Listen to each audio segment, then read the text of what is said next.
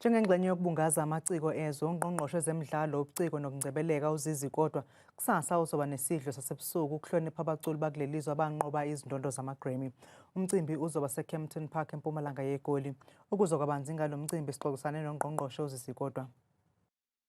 Kunabantu abathola isikhathi kudala abafana nomama uMiriam Makeba baze bahamba bengatholanga leli thuba. Umuntu wokuqala nje wathola iGrammy. Abaningi ke basaphila, iLady Smith Black Mambazo nabanye nje. Engibone ukuthi mangifika ngithola lesi sikhathi ngikezwe ngumongameli ukuthi ngibe ngqongqoshe wezamaciko nezemidlalo ukuthi kubalulekile South Africans ukuthi one of the things esingazenzi wena mfethu ukuthi abantu abenze kahle sibabonge.